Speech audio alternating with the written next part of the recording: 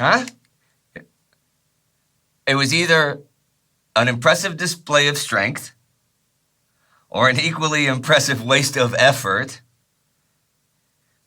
And the general opinion was that it was the latter. Okay, that's a good quote. Hey, who flew recon, huh? Ooh, O'Donnell himself. Well, yeah, he should know, huh? Okay, bye. August 20th, 1950. You need to calm down the general population. The refugees are worried because the government has left the premises. What can you do? Well, one thing that's tried this week is carpet bombing.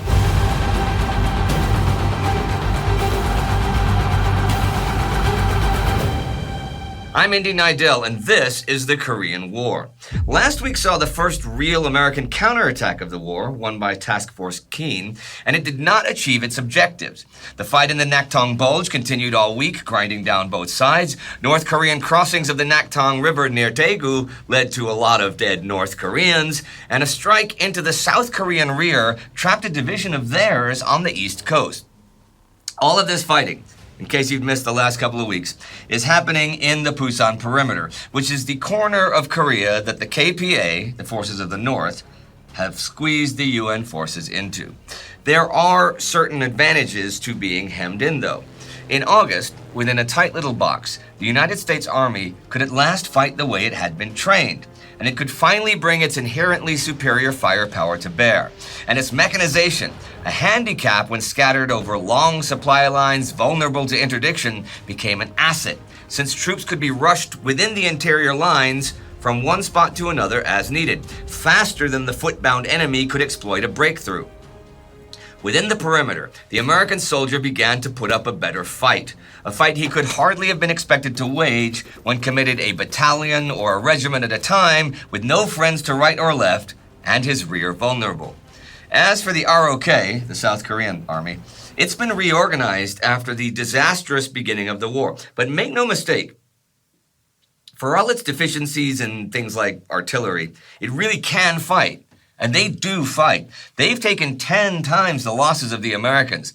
But it cannot be emphasized enough that they have taken out an awful lot of the enemy. Some of the northern divisions facing the perimeter are at half strength or less by now, and their total combat strength is around 70,000 men. I mentioned that a couple weeks ago, and that UN troop strength in the perimeter is over 140,000. 47,000 of that is American combat strength. On August 19th, there were over 500 American tanks in the perimeter, more than 5 times what the KPA has. There is this, though, about the North Korean army by now. It had actually lost every advantage but 2. It still held the initiative, though it was running out of men, supplies, and time. Its attack spirit was still strong, and of its 70,000 men, almost every man was available for the line. Given ammunition, the North Korean soldier could fight on 3 rice balls a day. And the fight continues all around the perimeter. That battle at the Naktong Bulge has lasted for 2 weeks, with each side gaining and losing the initiative again and again. U.S. 9th Infantry has been holding the KPA tied back. It has been battered doing so, but this week, the U.S. Marines are ordered to attack and destroy the enemy presence east of the Naktong. To really evaluate things, you also have to look at what was going on with the enemy here, with Lee Kwan-moo's 4th North Korean Division, because it has all sorts of huge problems. See, their attacks have been with 3 rifle regiments of like 1,500 men each, and they've taken big casualties fighting the Americans in front of Cloverleaf Hill and Obong-ni Ridge. The division received replacements, often men dragged from the villages of South Korea, but many of those arrived at the front without weapons, let alone military training. As many as 40% of these men deserted at the earliest opportunity. The remainder, unfit for the assault elements, were used as general labor troops, digging holes, carrying ammunition, and the like. And across the Naktong, Lee is having staggering logistical difficulties. Food is running out, as is ammunition, and the original ammo supply brought down from North Korea is finished. And the long lines trying to get more all the way south and then across the river to engaged units are a nightmare. In fact, the North Korean 18th Regiment on Obong-ni Ridge gets 0 ammunition after the 14th.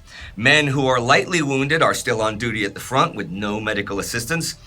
And anything serious, well, that does not get medical assistance either. So those wounded men are dying in pretty high numbers. I mentioned the Marines. It's on the 15th that U.S. 8th Army Commander Walton Walker decides he's going to commit the 1st Provisional Marine Brigade here because he wants to clear up the situation pronto. Ray Murray, commanding the 5th Marines from the brigade, has asked 24th Division Commander John Church for permission to reduce Obong-ni before a general assault on the Bulge. Church says, sure. And just after midnight, the night of the 16th, they assemble. 2nd Battalion to go in first, then 1st and 3rd Battalions. The maps they have, like all of the UN maps just now, are based on old Japanese surveys, and they are not accurate. 24th Division, to whom the Marines are attached just now, lays down a preliminary barrage on the rear approaches and the reverse slope of the ridge. 36 Corsairs fly in and bomb it some more after that, and then at 8 a.m. the Marines go forward. Apparently, a correspondent who doesn't know the ridge's name calls it No Name Ridge. That sticks. The attack does not go well. Twice, a platoon reaches the top, but both times they are forced back down by either enfilading machine guns or KPA troops returning to the summit after leaving during the bombing. By 3 in the afternoon, half the men are wounded and 1/10 of them are dead. At 4 p.m., 1st Battalion takes over. Chang Kai-dok, North Korean 18th Regiment commander, knows this. He has a captured American radio tuned to the Marine frequencies. He also very well knows that he is in a tight spot. His regiment has taken 600 casualties this day, so he has gotten a relief battalion from 16th Regiment defending Cloverleaf Hill. But by the late afternoon, 16th has been pushed off Cloverleaf Hill by the U.S. 9th Infantry, so Chang now has no support. U.S. 19th and 34th Regiments are now also making flanking attacks against the KPA salient. Chang requests permission to withdraw back across the river, but it is denied. Colonel Chang was a veteran of Soviet schooling and the North China Wars. He knew his only hope was to shatter the American attack before it started on the 18th. He was short of men, short of food, and worst of all, low on ammunition. But he could still place superior combat power against the thin Marine lines in front of him in places of his choosing. As dark fell the 17th of August, he chose to attack. The 1st Battalion of Marines has still been attacking the ridge the rest of the afternoon, taking 2 knobs of it before settling in for the night. They don't know that the enemy knows their positions thanks to the radio.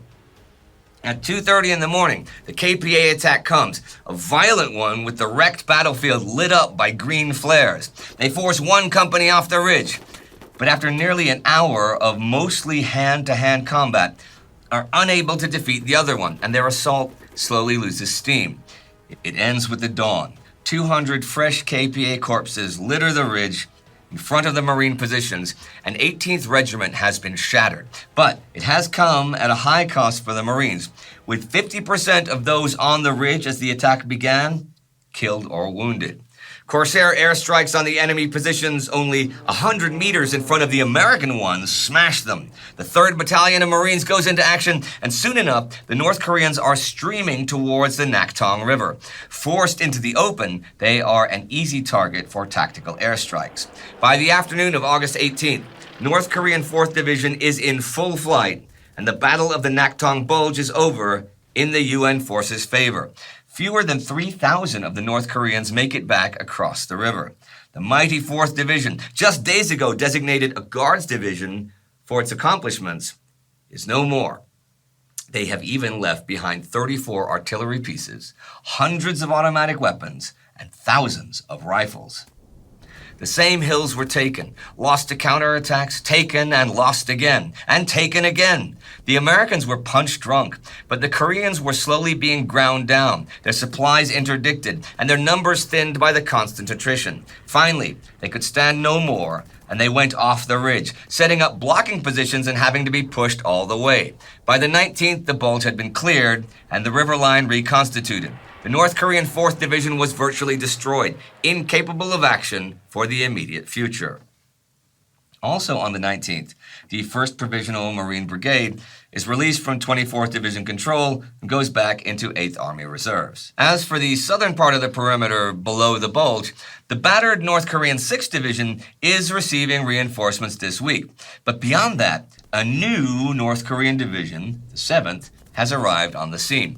They are occupying ports and coastal areas to protect 6th against possible landings in their rear. 6th will concern itself with probing attacks against U.S. 25th Infantry Division the rest of the month. The fight down here will remain a stalemate, with neither side gaining an advantage, although certain hotspots, like Battle Mountain, will change hands time and time again.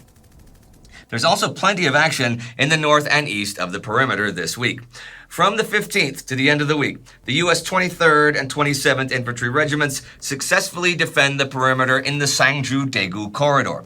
This is pretty desperate fighting night after night, but the American forces prevail because Paik Sun-yup's ROK 1st Division controls the hills surrounding the corridor, so the KPA attack is channeled into the Americans. Something interesting about the battles just here: certain characteristics were common to all the night battles. The North Koreans used a system of flares to signal various actions and to coordinate them. It became quickly apparent to the defending Americans that green flares were used to signal an attack on a given area. So the 27th Infantry obtained its own green flares, and then, after the enemy attack had begun, fired them over its main defensive positions. This confused the attacking North Koreans and often drew them to the points of greatest strength, where they suffered heavy casualties. The use of mines in front of the defensive positions in the narrow valley became a nightly feature of the battles. The mines would stop the tanks, and the infantry would try to remove them. At such times, flares illuminated the scene, and pre-registered artillery and mortar fire came down on the immobilized enemy, with fatal results. Over on the East Coast, ROK 3rd Division is rescued from their trap by the Navy. You'll remember, they were cut off last week by the KPA taking Pohang-Dong in their rear.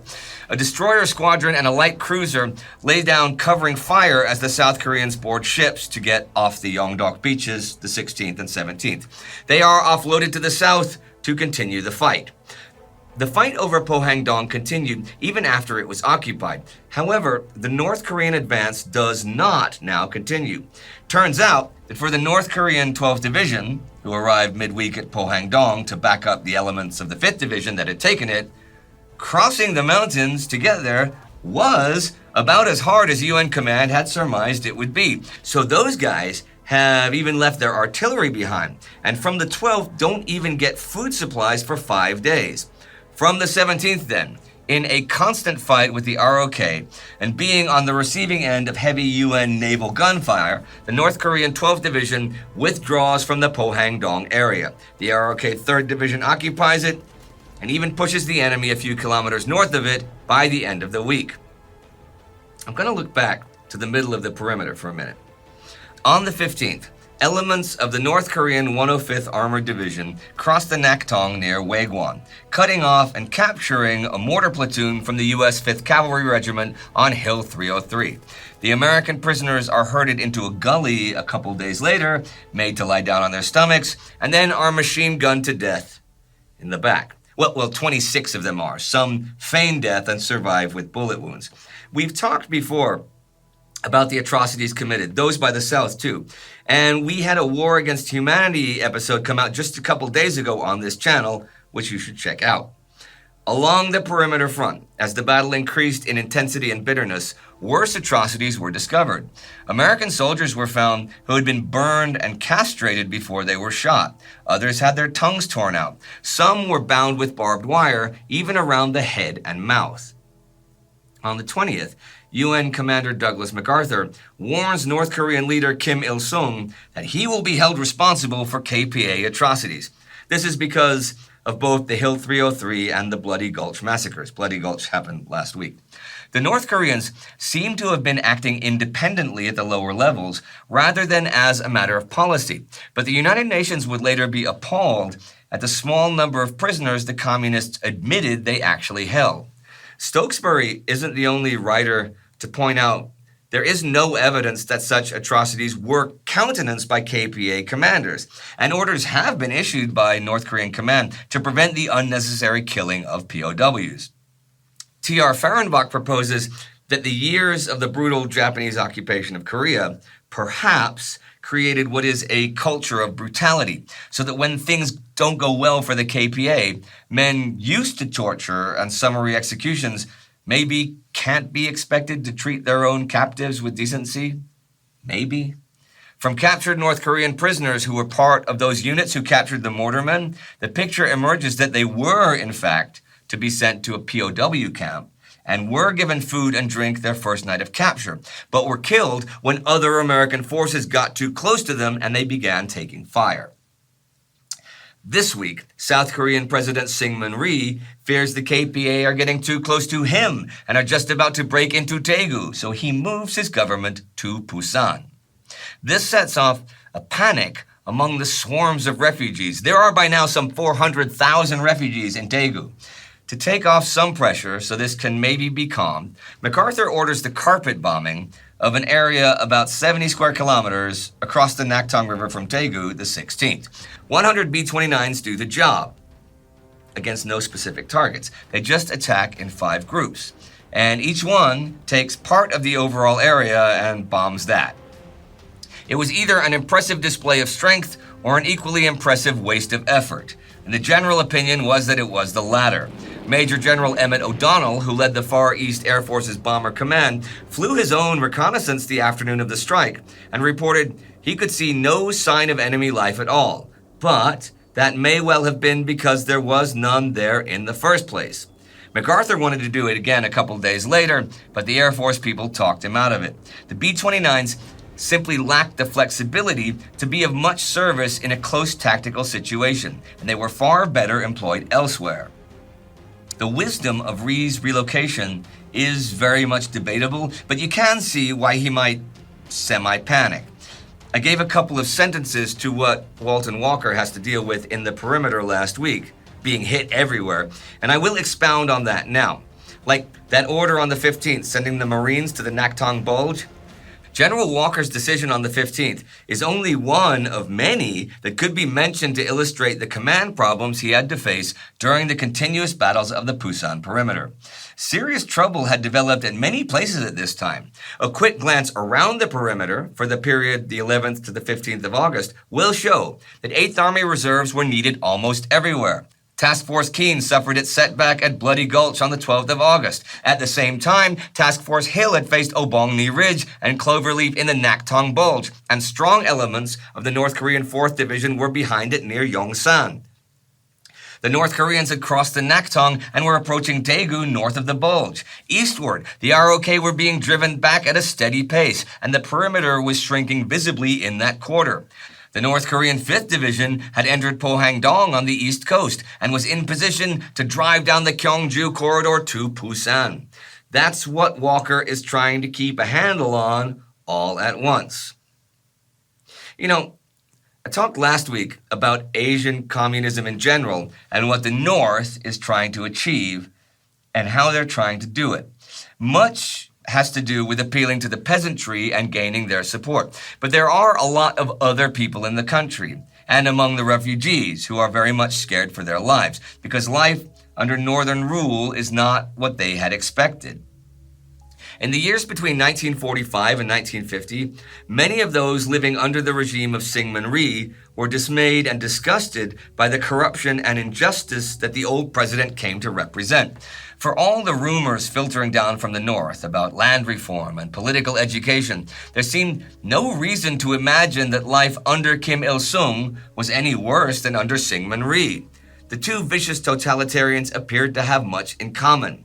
Even when the invasion came, Syngman Rhee's creatures conducted some odious killings of alleged communist sympathizers as they fled south.